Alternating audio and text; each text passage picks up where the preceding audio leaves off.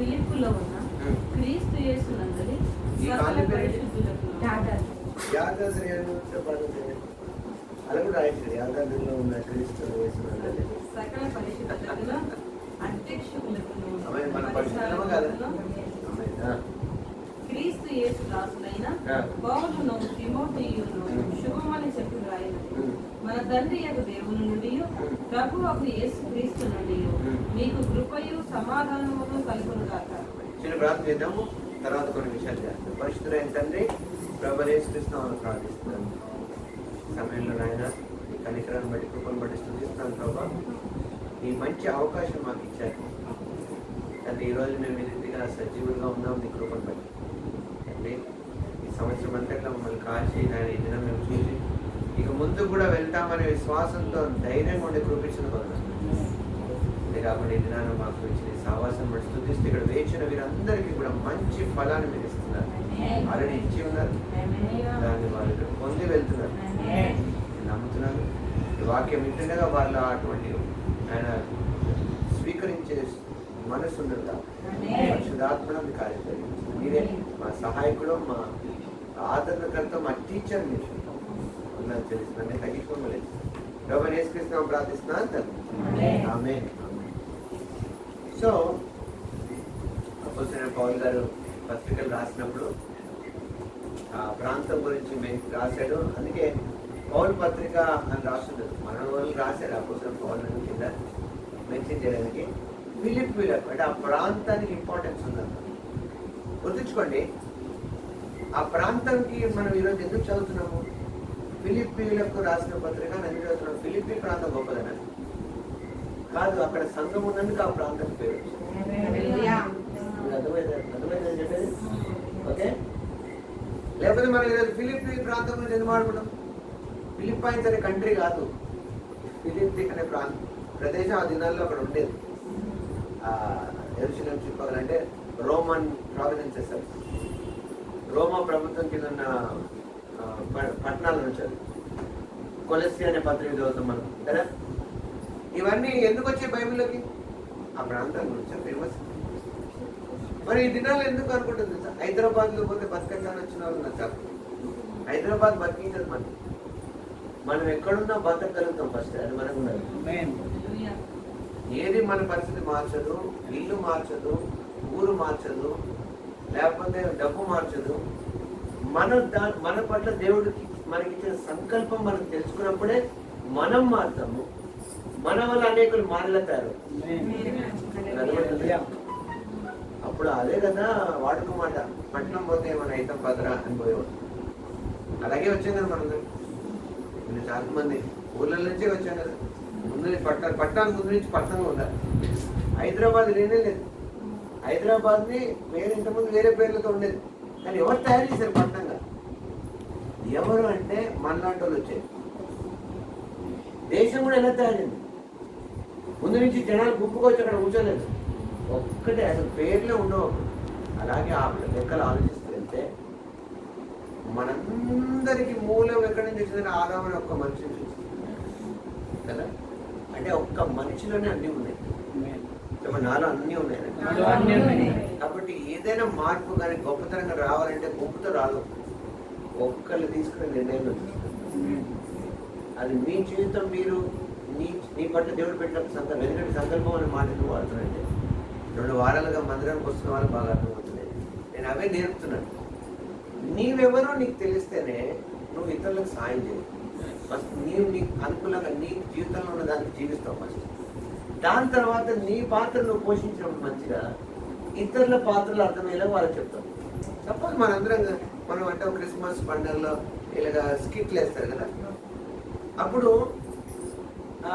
ఒక మంచిగా ఎవరు బాగా చేస్తారో బాబు అని చూస్తారే, ఈయన బాగా చేస్తారో బాబు, ఈయన మంచి యాక్టింగ్ చేస్తారు అంటే మంచిగా మాట్లాడతారు ధైర్యంగానే. ఒక 4-5-10 మందిని తీసుకొచ్చి నువ్వు ఈ పాత్ర చేయి, నువ్వు ఈ పాత్ర చేయి, నువ్వు ఈ పాత్ర చేయి, నువ్వు ఈ పాత్ర చేయి అని చెప్తావు. అవునా? ఒక్కొక్కరికి ఒక్కొక్క రోల్ ఇస్తాం. ఇది క్రిస్మస్ పండుగ కాదు, ఎక్కడైనా చేయొచ్చు. ఏ దాంట్లో మనం ఒక చిన్న డ్రామా చేయాలనుకున్నాం ఇక్కడ. అప్పుడు ఏం చేస్తాం, అందరికి ఒక్కొక్కటి ఇస్తారు. ఇచ్చినప్పుడు వాళ్ళు ఏం చేయాలో కూడా చెప్తారా లేదా? అవునా కదా. తల్లి పాత్ర వేస్తున్నామమ్మా అంటే తల్లికి ఉన్న కొన్ని 4 డైలాగులు ఉంటాయి. అవి చెప్తారు కదా, అవి ఆమె బాగా తెలుసుకోవాలా, చెప్పాల్సిన టైంలో చెప్పాలి. అంతేనే కదా, ఆమె పాత్ర ఉన్నప్పుడు ఆమె రావాలి, మాట్లాడాల్సింది మాట్లాడాలి, తర్వాత వెళ్ళిపోవాలి. అది కదా పని. సపోజ్ 10 మందిని మనం పిలిచి మనం ఈ డ్రామా వేస్తున్నామని చెప్పి ఎవరు ఏం చేయాలో కూడా చెప్పకుండా వదిలేసామనుకో ఏం చేయాలి? అప్పుడు అదేమవుతుంది? అది అర్థమైన తర్వాత అది ఒక పెద్ద హాస్యం అయిపోతుంది, పెద్ద నవ్వులాట. చాలా మంది జీవితాలు కూడా ఎందుకు నవ్వులాట అవుతున్నాయంటే సమస్య ఏంటో తెలుసా? వాళ్ళ జీవితం ఎందుకుందో వాళ్ళకి తెలియట్లేదు. దాని ద్వారా 2 సమస్యలు ఉన్నాయి. ఒకటంటే వాళ్ళ పాత్ర వాళ్ళకి తెలియనప్పుడు వాళ్ళ పాత్ర వాళ్ళు పోషించారు కదా, వేరే వాళ్ళ పాత్రలు కూడా పాడు చేస్తాం. అర్థమైతే ఎంత బాగుంటుంది. సపోజ్ మనం ఊహిస్తాం, ఒకసారి స్కిట్లో ఉన్నాం, నాకు ఒక పాత్ర ఉందండి, నేను రాగానే వచ్చి అందరు బాగున్నారా, మీరు ఇప్పుడు వచ్చారండి అనాలి నా పాత్ర. అప్పుడు ఆ టైం రాగానే నా కోసం చూస్తాను, నేను లోపలికి వచ్చి ఏదైనా ఇచ్చిన అనుకో, పక్కన ఏం చెప్పి చెప్పు చెప్పు అందరు ఏం చెప్పాలి, చెప్పు ఏం చెప్పాలి అని అనుకో. అది కాదు, నీ డైలాగ్ చెప్పు, నా డైలాగ్ ఏముంది? అప్పుడు ఏమైపోతుంది?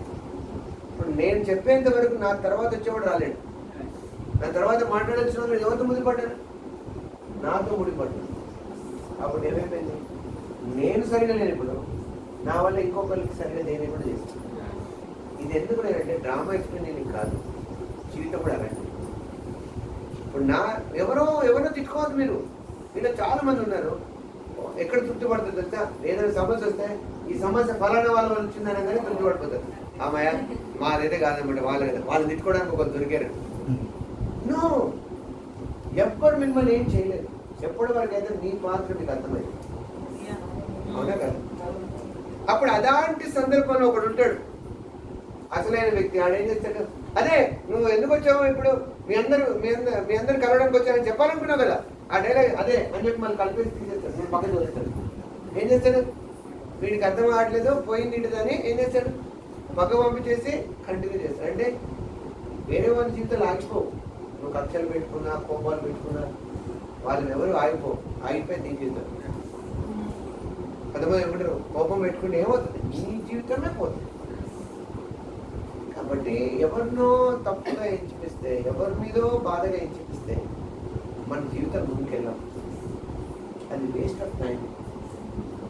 మనం ఒకరినొకరు ప్రేమించి ప్రేమతో ఉండి క్షమించుకునే టైం లేదు. ఇంకా కొట్లాడలకి టైం లేదు, కోపానికి టైం లేదు.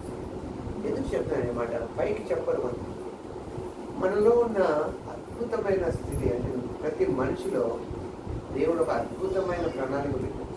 అంటే దాన్ని గొప్ప వాళ్ళకు ఎవ్వరికి లేని ఒక యునిక్, ఒక ప్రత్యేకమైన టాలెంట్స్ ఏదో పెడతాడు దేవుడు, ఊరికే పంపడు. సపోజ్ ఇది యాపిల్ ఐప్యాడ్, మీకు అందరూ అర్థమైంది యాపిల్ అంటే. యాపిల్ మంచి కంపెనీ, చెడు కంపెనీ, టాప్ కదా. ఒక మాటకి వస్తే ఏంటిది? ఏ ఫోన్కి ఎదురు చూడండి, ఆ ఫోన్ వస్తే ఎదురు చూస్తారు. ఆ ప్రోడక్ట్స్కి ఆ వాల్యూ ఉంది. ఎవరి కోసం తగ్గిస్తాడు రేటు? ఎన్ని సంవత్సరాలు అయినా. ఎందుకు? ఆ మ్యానుఫ్యాక్చరర్. ఇది ఒకవేళ ఈ లోగో లేకపోతే ఏమైపోయింది? దానికి విలువ ఉంటుందా? అలా కనబడ్డా అలాగే కనబడుతుందండి ఓపెన్ చేస్తే. కానీ అది ఒక్కటే మర్చిపోయడం వేయడం.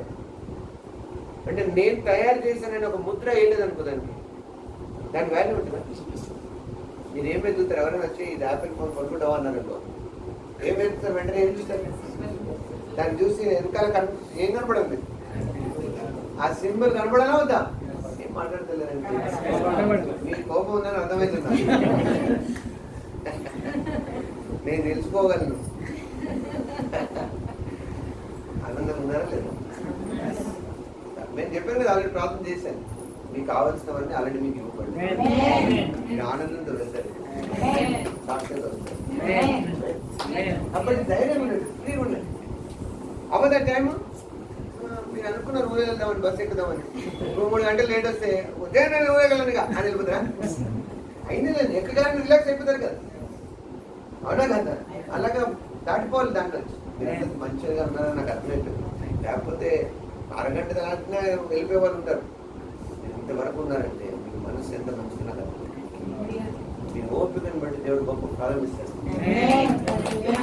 నేను పెట్టడానికి ఈ మాట చెప్పట్లేదు, ఇది వాక్యంలో ఆల్రెడీ రాయబడి. మీ ఓర్పుకు బహుమానం ఉందండి. అందరికీ అలా చేత కాదు, తెలుసా మీకు? చేత కాదు. చాలా కారణాలు చెప్పచ్చు. ఓపిక ఉండకుండా వెళ్ళిపోయి ఎవడుంటాడండి, ఎంతగానో ఓర్చుకుంటామండి, ఇలాంటి చాలా చేసామని ఎన్నో గబాయింది తెచ్చు. కానీ అవి కాదు మాట్లాడడం. నేను ఉంటే ఏముంది, నాకు బాగా గుర్తు ఒకరోజు నేను ఎవరికైతే పరిచయం చేస్తున్నాను సేవకుడు అయ్యాను. ఆయన ఒక చోట ఉన్నామని నేను ఒక చెట్టు కింద, అదే చలికాలం, చల్లటి కాలం కాదు, ఎండాకాలం. పొద్దున్న 9 గంటలకి అక్కడ ఉండరా అబ్బాయి, నేను వచ్చి తీసుకెళ్తాను నిన్న అన్నాడు. 9 నేను ఏం చేశాను, టెన్షన్ పడి, అది ఇక్కడ కూడా విజయవాడ, నేను పొద్దున్నే వెళ్ళి బస్ దిగేసి అక్కడ నాకు బస్సు కూడా లేట్ దొరికింది. వెళ్ళేసరికి ఏదైంది, మొత్తానికి వెళ్ళి అక్కడ నుంచి ఆ చెట్టు కింద ఊరు నుంచి రాత్రి జర్నీ చేసి నిద్ర లేకుండా వచ్చి అక్కడ ఉన్నా. నాకు ఛాయ్ కంపల్సరీ కావాలి పొద్దున్న, ఛాయ్ తాగకపోతే నాకు ఊరుకోదన్నమాట బండి. అయితే ఛాయ్ కూడా తాగలేదు నేను. ఇటు టిఫిన్ సెంటర్ ఉంది, ఇటు ఛాయ్ దుకాణం పక్కనే, చెట్టు దగ్గర ఉండమని. నాకు ఇంకా అది చూస్తున్నా లాగుతుంది. ఏమవుతుందంటే ఇట్లా పోయి అట్లా తాగి ఇట్లా తాగితే ఏమవుతుంది, నేను ఇట్లా పోగానే ఆయన వచ్చినాడు అనుకో, వెళ్ళిపోవడం తర్వాత ఈయన ఉండమంటే ఉండలేదు అనుకుంటాడేమో, వీడికి భయం లేదనుకుంటాడేమో, జాగ్రత్త లేదనుకుంటాడేమో, ఆ పేరు నాకు రాకూడదని అలాగే నించున్నాను. ఆయన ఎప్పుడొచ్చింది తెలుసా, 11:30 వచ్చినాడు. ఎండ వేస్తుంది, అక్కడే ఉన్నా. ఇంకా ఎందుకంటే ఇక్కడ ఉన్నామన్నాడు.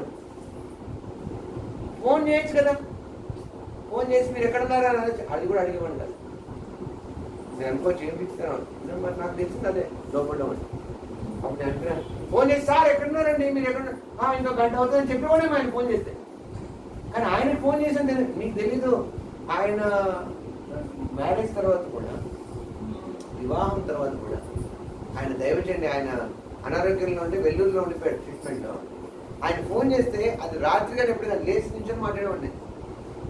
ఫోన్ తెలుసా మీరు, మా అయ్యగారు ఫోన్ చేసినారు, ఇవి అడిగేది ఏమండి ఆయన లేరు కదండి, ఫోన్ కదండి ఇదండి. నాకు తెలియదమ్మా, నాకు కూడా తెలీదు, ఆయన ఫోన్ వస్తే ఆటోమేటిక్ లేస్తాను నేను. నాకు అలా సిస్టమ్ అయిపోయింది లోపల, ఆ భయం అలా అయిపోయింది లోపల. అంటే అది లోపల నుంచి వస్తే అలా ఉంటుంది భయం, పైకి పూసుకుంటే రాదు. తెలీదమ్మా ఫోన్ ఎత్తి నించునేవాడిని. అయ్యగారు బాగున్నామండి, మళ్ళీ గొంతులో నిద్రపోయే మాట రావద్దని, ఫోన్ వస్తుంది తొందరగా నోట్లో నీళ్ళు తాగేసి అన్నో అయ్యగారు అని, అబ్బాయి పడుకున్నావా అంటే లేదండి కొంచెం ఇలాగే చెప్పండి అనేవాడు. ఈ పని చేయండి అలాగే చేసేవాడు. అది ఎవరు నేర్పలేదు, కానీ ఆ రిజల్ట్స్ ఈరోజు నా జీవితంలో అనుభవిస్తుంది. తెలుసా, నీ విధేయత సకల జనులకు తెలియజేయడం, ఈ సహనం. మీరు అనుకోవచ్చు ఈరోజు భరించిందని మనం అనుకోవడం. నేను మీకు ఊరికే మాట చెప్పలేదని చెప్పడానికి చెప్తాను. ఆశీర్వాదాలకు రిజల్ట్గా నేను ఉన్నాను. ఆ ఓర్పుకి కొంతమంది మామూలుగా కొంతమంది అంటారు, నేను వింటాను, మేము తీసేసుకున్నామని నిర్ణయం అంటారు. ఎలా తీసుకున్నాను? అప్పుడు నేను అంటాను, కొంచెం ఆగాల్సిందేమో, తొందరపడ్డాను అంటే వాళ్ళకి అలా అనిపిస్తుంది. అదే నీకు నాకు అనిపించింది కాదు, మనకు సత్యం కావాలి, వాస్తవం కావాలి. మాకు అనిపించిందండి దేవుడు లేదని అని అన్నా అనుకో, మనకు నీకు అనిపించిందేమో, నిజమా? బైబిల్ అంతా దేవుడు లేడని బుద్ధిహీనులు తమ హృదయాలు, పైకి చెప్పక్కర్లేదు, లోపల ఉంటే చాలు. అలా అనుకుంటే సరిపోదు కదా, అవునా కదా? మీకు నా మాటలు ఎలా అవుతున్నాయా? మీకు అనిపిస్తే సరిపోతుందా? కాబట్టి అసలు నేను ఆ ఫిలిప్ పత్రిక ఎందుకున్నది, ఎందుకంటే ఆ ఫిలిప్ పత్రికలో ఉన్న పరిస్థితి అలాంటిది. అయ్యగారు అప్పటికి ఎక్కడ తెలిసే బంధకాల్లో ఉన్నాడు, జైల్లో నుంచి రాస్తున్నాడు సంగతి. నేను మీకు స్టార్ట్ చేసి చెప్పాను కదా ఏం మాట్లాడుతున్నాను. నేను ఇంకా గురించి చెప్పాలా. 11:30 వచ్చాడు, వచ్చి అబ్బాయి లేట్ అయిపోయిందా అన్నాడు. ఏం పర్లేదండి అన్నాడు. అమ్మో 9 అని చెప్పి 11:30 వస్తే లేట్ కాదా మరి? ఊరు నుంచి వచ్చాను, లగేజ్ ఉన్నాను, రోడ్డు మీద పిచ్చాడు, నేను వచ్చేస్తే నన్ను ఏమనలేదు. అయితే ఏం చేశాను సార్, ఆ అయితే నన్ను ఎక్కించుకొని అబ్బాయి లేట్ అయిపోయింది అని, సరే నేను కొన్ని పనులు నేను చూసుకున్నాను, నేను కలిసి భోజనం చేయాలనుకున్నాను. నువ్వు నేను కలిసి భోజనం చేయాలని. ఎవ్వరికి దొరకని భాగ్యం. ఆయన నన్ను రెస్టారెంట్ తీసుకెళ్ళి నేను ఆయనకి ఇష్టమైన చికెన్ వింగ్స్ అని అది తినిపించాను. అందుకే ముందే పనులు ముగించేసి వచ్చాను రండి కోసం. నిజంగానే నాకు తినడం తప్ప ఏడుకొచ్చింది. నేను ఓర్చుకున్నందుకు ఏమైంది నాకు? అది ఎక్కడైనా తినొచ్చండి బాబు. నా జేబులో కూడా 5,000 రూపాయలు ఉన్నాయి. మా డాడీ ఎక్కడ పోయినా ఊరికే పంపించాడు ఉంటుంది. మంచి డబ్బులు ఇచ్చే పంపించాడు. కొనుక్కోలేక కాదు, నాకు ఛాయ్ గతిలేక కాదు, అది కదలేదు మాట. బైబిల్ ఏమైనా బలులు అర్పించడం కంటే మాట దాన బలు అర్పించడం కంటే యెహోవా ఇచ్చిన ఆజ్ఞ నెరవేర్చుట మన వాక్యం కావాలి. మనుషులు ఏమనుకుంటారు కాదు, మనుషులు ఒపీనియన్స్ పని లేదు. లోకం ఎప్పుడైనా నశించేదే, మన లోకం కోసం బ్రతకదు. ఆమేన్. మనం సత్యవంతుని ఎరిగాం. ఇప్పుడు మొదట్లో ఏం చేసేసా? మన తండ్రి అయిన దేవుడి నుండి, కుమారుడైన యేసుక్రీస్తు నుండి మీకు కృపయు సమాధానం. ఇదేంటి తెలిసి ఆశీర్వాదం లాస్ట్ లో ఇచ్చేది. పత్రిక మొదట్లో ఇచ్చాడండి. ప్రేయర్ అయిన తర్వాత తండ్రి యొక్క కుమారుడు అంట కదా, అది ఎప్పుడు ఇస్తున్నాడు? అందుకే మీకు ఫస్ట్ దొరికింది ఈరోజు. ఆశీర్వదించాలని దేవుడు అనుకున్నప్పుడు మనం ఎవరు మార్చలేదు.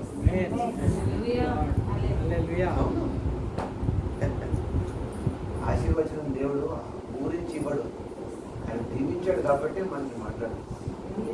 ప్రాణం పెట్టాడు కాబట్టి మనతో మాట్లాడు. చేస్తాడని ఊరించేవాడు. అలాంటి దేవుడు నేను ఎరగను. అది దేవుడే కాదంట. నేను నమ్ముకున్నా దేవుడు నా కోసం అన్ని చేశాను కాబట్టి నేను ఆయన ప్రేమిస్తాను. ఆయనే నన్ను ప్రేమించాడు కాబట్టి నేను ప్రేమిస్తాను. నేను ప్రేమిస్తే చేసి వచ్చేవాడు కాదు ఆయన. నేను తెలుసుకున్న దేవుడు ఆయన నిజమైన దేవుడు, సృష్టికర్త. ఆయన సమస్తం చేశాడు. అంతేకాదు నన్ను పాపం నుంచి విడిపించడానికి తన ప్రాణాన్ని ఇచ్చాడు. అంతేకాదు నేను నమ్మినంత నేను కొత్త జీవితాన్ని అనుభవిస్తాను. కాబట్టి నా అనుభవం నుంచి ఉన్నదాన్ని ఎవరు మార్చలేదు. మాటలతో వచ్చేదాన్ని మాటలతో పోవచ్చేమో, కానీ అనుభవంలో ఉన్నదాన్ని ఎవరు మార్చలేదు. మీకు కూడా అనుభవం కానంత వరకు. ఈయన ఎక్కడ ఉన్నాడు? బంధకాల్లో ఉన్నాడు, జైల్లో ఉన్నాడు. దేని గురించి తప్పు చేశాడు? సేవ సువార్త చెప్తున్నందుకు ఆయన వేశారు జైల్లో. దేవుని గురించి చెప్తున్నందుకు వేశారు. వేస్తే ఆయన భయపడ్డాడా? బాధపడ్డాడు. మరి ఎవరికి రాస్తున్నాడు? ఫిలిప్పీలో ఉన్న వాళ్ళు. ఆ ప్రాంతాన్ని గురించి మనకు సంబంధం లేదు. ఆ ప్రాంతంలో ఉన్న మనుషులు ఆయన బంధకాల్లో ఉన్న ఆయన నమ్మారు కాబట్టి వాళ్ళకి రాయగలిగారు. ఈరోజు నేను మీ దగ్గర రాగలిగానంటే ఇంతసేపు అయిన తర్వాత కూడా ఒక అర్థం ఉండొచ్చు. వాళ్ళు ఏమన్నారులే, వాళ్ళకి నమ్మకం ఉంటేనే కదా వస్తాను. అవునా కదా? ఈ సందర్భాన్ని మనం తీసుకుందాం. ఈ సమయంలో వాళ్ళ దగ్గరికి వెళ్ళినా వాళ్ళు బాధపడరు అని నమ్మకం ఉంటే కదా వస్తాను. లేకపోతే లేట్ అయిపోయింది అమ్మాయి జరగదు, నెక్స్ట్ టైం చూస్తున్నాం అంటే అసలు నమ్మకం కూడా అంటే అన్నా కూడా నాకు ఒక నమ్మకం ఏంటి తెలుసా? అలా అంటే కూడా మరుసటి సార్ నేను వచ్చి ఇలాగే వస్తాను మిమ్మల్ని. ఆ నమ్మకం ఎందుకు? అందరి వల్ల రాదు అది. ఒకరిద్దరు మిస్ అవుతారేమో తెలియక. అంటే బాగా ఆశ పెట్టుకుని వస్తారు కదా, దగ్గర వస్తే ప్రేయర్ చేసుకుంటే ఏదో ఒకటి చెప్తారు కదా, మాకు మా లైఫ్ లేదని టర్న్ అవుతుంది వస్తారు. అలా నిరుత్సాహపడతారేమో. కానీ పరీక్ష వస్తేనే కదా నీ దగ్గర నమ్మకం ఎంత గొప్పదో తెలిసేది. లేకపోతే అందరూ గోల్డ్ నమ్మే చేయవాడు. నీ బంగారం కాదు ఎప్పుడు తెలుస్తుంది? మంట తగిలితే కదా తెలిసేది. అప్పటిదానికి ఎలా తెలుస్తుంది? సో ఇలాంటి సందర్భాల్లో కూడా దైవజనుడు నమ్మారట. అందుకే అంటున్నాడు, వాళ్ళకి రాస్తున్నాడు. అందుకే ఈరోజు మనం ఫిలిప్పీల పత్రిక అన్నప్పుడు ఫిలిప్పీ ప్రాంతానికి ఇప్పుడు లేదో తెలుసా? ఆ ప్రాంతం లేదు, అక్కడ చర్చ లేదు. కానీ ఇప్పుడు కూడా మనం ఏం చేస్తున్నాం? ఎఫ్ఎస్సీలకు రాసిన పత్రిక. ఎఫ్ఎస్సీలో ఇప్పుడు పూర్తి స్థితిలోనే ఉన్నాయి. ఇప్పుడు ఎఫ్ఎస్సీ లేదు, కానీ మనం ఇప్పుడు కూడా వాక్యం ద్వారా బ్రతికే ఉంది ఆ ప్రాంతం. ఆ విశ్వాసులు ఇంకా బ్రతికే ఉన్నారు. వాళ్ళ సాక్ష్యాలు ఇంకా బ్రతికే ఉన్నాయి.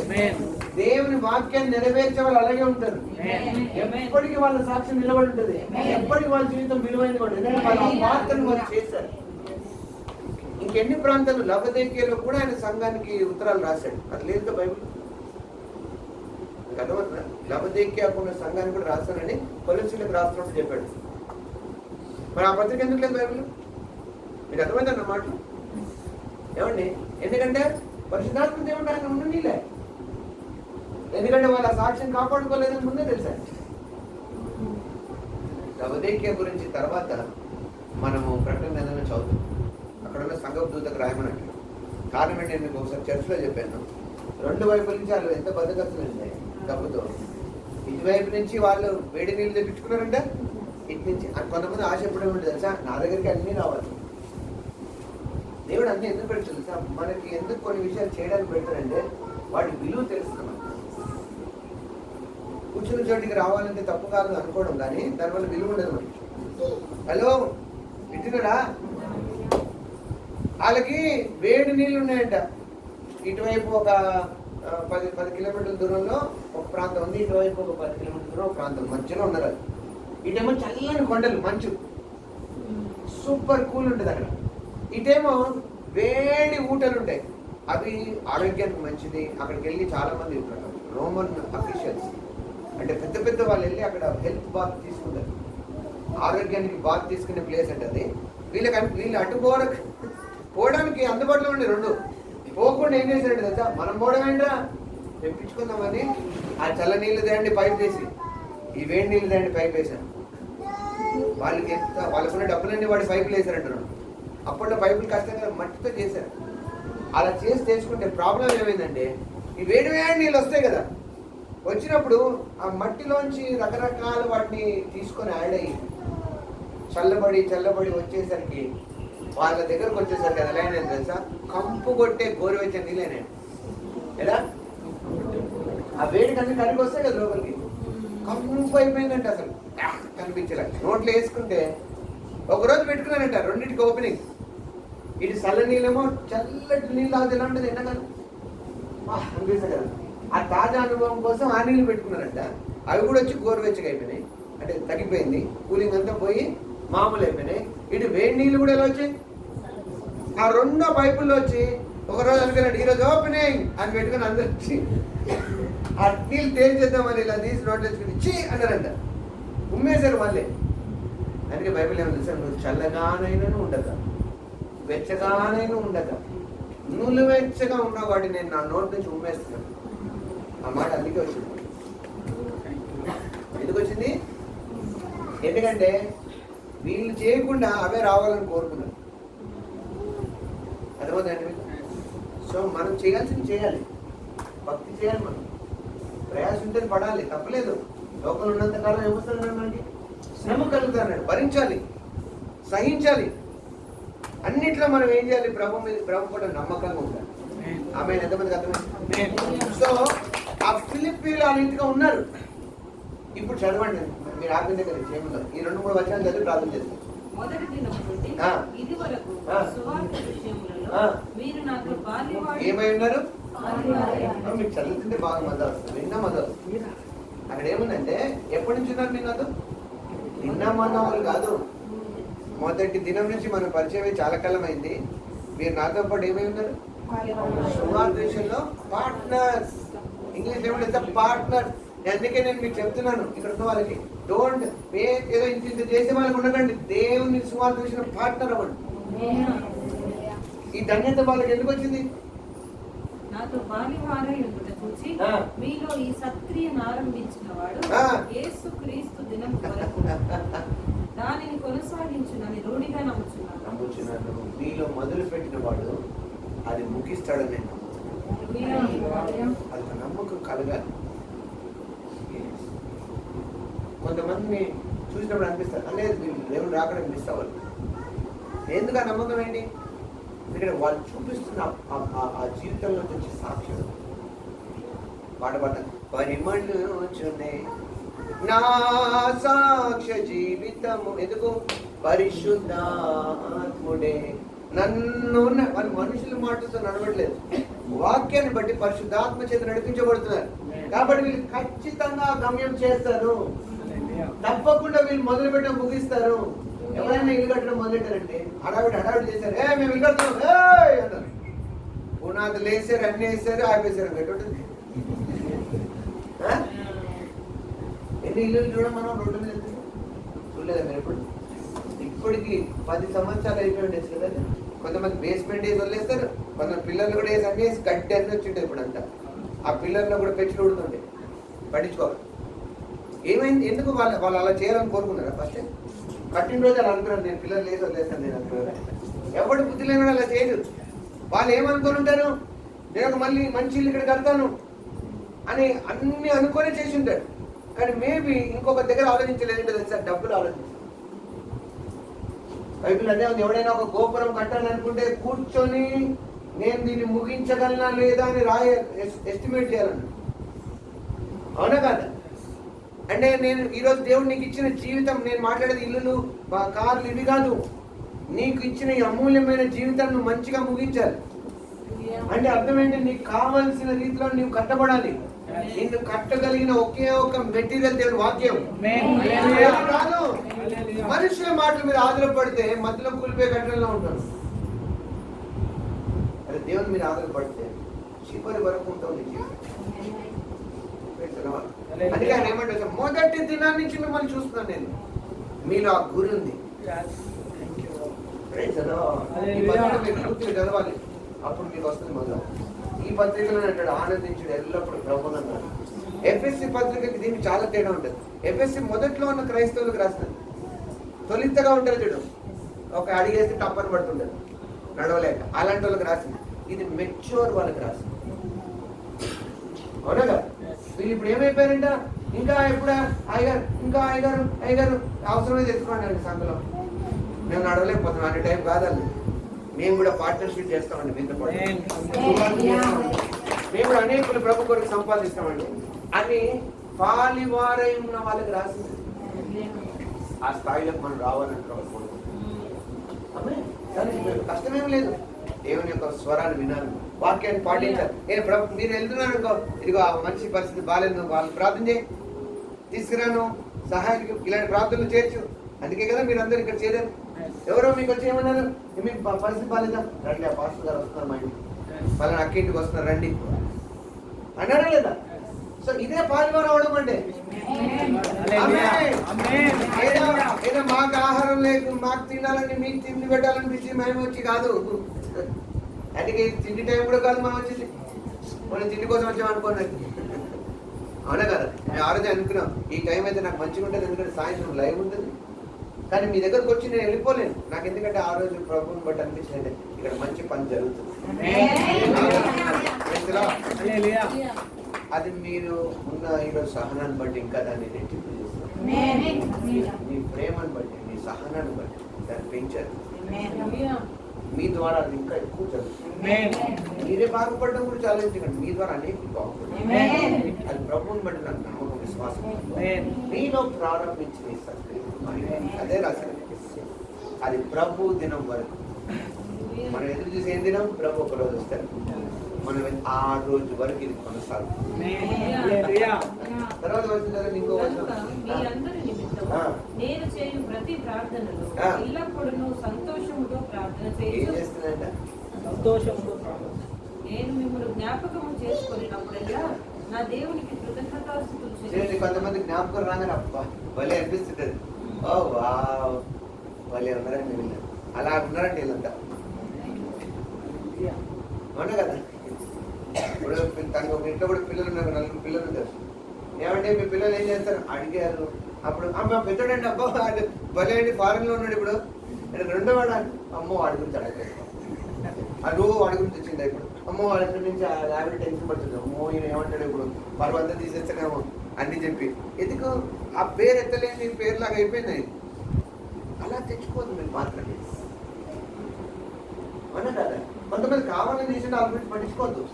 డోంట్ గెట్ ఎ ప్లేస్ ఇంకా వాళ్ళ గురించి అవుతులే. వీళ్ళు ఎలా ఉన్నారంటే దేవజనుడికి ఏ సమయంలో జ్ఞాపకం వచ్చినా ఫిలిప్ సంఘం బాబా థ్యాంక్ యూ అలాంటి నమ్మకమైన వాళ్ళు నాకు ఇచ్చారు. నాకు బాగా గుర్తు, నేను ఎట్లా ఎగ్జాంపుల్ చెప్పాను కాబట్టి, ఆ రోజు ఒకరోజు 2 నెలల తర్వాత నేను ఆ ఐదారిని కలుసుకున్నప్పుడు ఏదో మధ్యలో కొన్ని డిస్టర్బెన్స్ కలిగింది. కానీ నేను ఎంత ఆశగా ఎదురు చూశానంటే, ఆయన కలిసి కార్యక్రమంగా ఏమనంటే, కొడుక ఈ 2 నెలల్లో అవి పేజీలన్నీ చింపేయాను. లేదయ్య గారు మంచిదే అయింది, ఇంకా నేను ఎక్కువగా దేవుళ్ళ విషయం మీ విషయంలో బాగా ఎదిగాను. ఆమెన్ కొడుక నీ గురించి నాకు తెలుసు అన్నాను. ఆమెన్ కొడుక నీ గురించి నాకు తెలుసు. కొడుక అంటే హైదరాబాద్ విషయం బాగా, తెలంగాణ భాష బాగా ఇష్టమైంది, ఆంధ్ర అయినా కొడుక నాకు నీ గురించి నాకు తెలుసు. ఆనందం నాకు ఆ ధైర్యం ఉండింది. ఎందుకు ఆ ధైర్యం? వీళ్ళు ఎక్కడికి పోరు, వీళ్ళు ప్రభువుని బట్టి స్థిరపడ్డారు. అలా ధైర్యం ఇచ్చే వాళ్ళం మనం ఉండాలి. ఒకరోజు నాకు ఒక ఆయన కలిసాడు, చాలా సంవత్సరాలు కలిసాను. నాకు అదే ధైర్యం అన్నాడు, నేను ఎప్పుడైనా నీ దగ్గర కోసం నువ్వు చేర్చుకుంటావు అన్నాను. అమ్మ థ్యాంక్ యూ అనుకున్నాడు. ఆయన చెప్పిన ఎగిరేలే కాలరు. నాకు అనిపించింది, అమ్మో అట్లాంటి ధైర్యం నన్ను చూస్తే మనుషుల కోసం దేవానికి అవునా కదా? కొంతమంది చూస్తే మన ధైర్యం వస్తుందా? అమ్మో వాళ్ళ దగ్గర పోకపోతే మంచిగా అలా ఉండకూడదండి. ఎప్పుడైనా తీసుకోగలరు. ఎందుకు మరి యేసుప్రభు ఒకవేళ ఎంచి తీసుకొని యేసుప్రభు మన పరిస్థితిని చూసి తీసుకొని మన పై రూపాయలు చూసి తీసుకొని ఏమండి చెప్పట్లేదు మీరు? దేవుడు రక్షించినప్పుడు ఎవరిని చూడలేదు, యూదులను చూడలేదు, గ్రీసు దేశస్తులను చూడలేదు. అప్పుడు అవే ఉన్నాయి కదా, స్త్రీ అని చూడలేదు, పురుషుడు, అందరికీ ఆ సమానమైన కృపనిచ్చాడు. కూడా దేవుడు అదే అంటున్నాడు. ఆ తారతమ్యాలు ఏం లేదు. మనం మనుషులుగా లిమిటేషన్ ఉంది కాబట్టి కలిసినంతనే మాట్లాడుతున్నాం. దేవుడి దగ్గర లేదు. ఇప్పుడు నేను ఇక్కడ ఉన్నాను, ఈ కాలనీలో ఇక్కడే ఉన్నాను కాబట్టి ఇక్కడ మాట్లాడుతుంది, మీతోనే మాట్లాడు. అవునా కదా? అక్కడ వేరే వాళ్ళు అమ్మో ఎప్పుడు ఆడికే పోతున్నాడు అయినారు, మా దగ్గర రావట్లేదు అని తిట్టుకోవచ్చు, ఎవరు తెలుసు. కానీ అలా దొరకడం కూడా మనకి ప్రభు ఇష్టం. అందుకే దయచేసి మీ గురించి నాకు వచ్చినప్పుడల్లా నేను చాలా ఆనందిస్తాను, థ్యాంక్స్ చెప్తాను. నేను బాబా ఇంత మంచి వ్యక్తుల్ని ఆ ప్రాంతం నుంచి ఆ ఫిలిప్ సంఘాన్ని నాకు ఇచ్చావు ప్రభు, నా ద్వారా నీకు మహిమ కలుగు కాక. ఇంత మంచి ఆదరణ వస్తున్నారు ద్వారా అని ప్రభుని సృష్టించే వారిగా మీరు అందరూ ఉన్నారు. అర్థమైందా మీకు? అర్థమైందా? సో ఈరోజు ఆ మాటలు బట్టి ఇప్పుడు నేను ఇచ్చిన ముఖ్యమైన ఉపదేశం మీకు ఏంటంటే, ఉన్న స్థితిలో ఉండకూడదు. సువార్త విషయంలో మీరు పాలివారు. మీ ద్వారా అనేకులకి మేలు జరగాలి. ఆమె మీ పాత్ర మీరు తెలుసుకోవాలి. నేను ఏదో మాట్లాడలేదు, నేను నా బైబిల్ తెరవకపోవచ్చు, నేను మాట్లాడిన దేవుని వాక్యం. కాబట్టి మీ పాత్ర మీరు తెలుసుకుంటే మీరు ఇతరులకు కూడా హెల్ప్ చేయండి, వాళ్ళకు కూడా హెల్ప్ చేయగలరు. అప్పుడు వాళ్ళు కూడా మిమ్మల్ని ఏం చేస్తారు, థ్యాంక్స్ చెప్పారు, మీ ద్వారా మేము కూడా మా జీవితంలోకి లక్ష్యం చేస్తాం. అలాంటి వండర్ఫుల్ లైఫ్ జీవించాలి. లేకపోతే ఏమొస్తుంది తెలుసా, మనకి అవతల సంగతి తర్వాత మనకి ముందు కోపం వచ్చేస్తాం, మనకి ఫ్రస్ట్రేషన్ వస్తుంది. ఎందుకు కొంతమంది ఎప్పుడు ఫ్రస్ట్రేటెడ్ ఉంటారు, ఎప్పుడు ముఖం మీద నవ్వు లేకుండా ఎప్పుడు చిరాకు ఎదుగుంటారు. కొంతమంది చూస్తారు కదా ఎప్పుడు కోపం, అన్ని అందరు లాక్కున్నట్టు పెడతారు ముఖం అంతా, వచ్చే దారిలో అన్ని లాగేసుకున్నట్టు. ఎందుకు పెడతారు? ప్రాబ్లం ఏంటంటే ప్రాబ్లం బయట కాదు.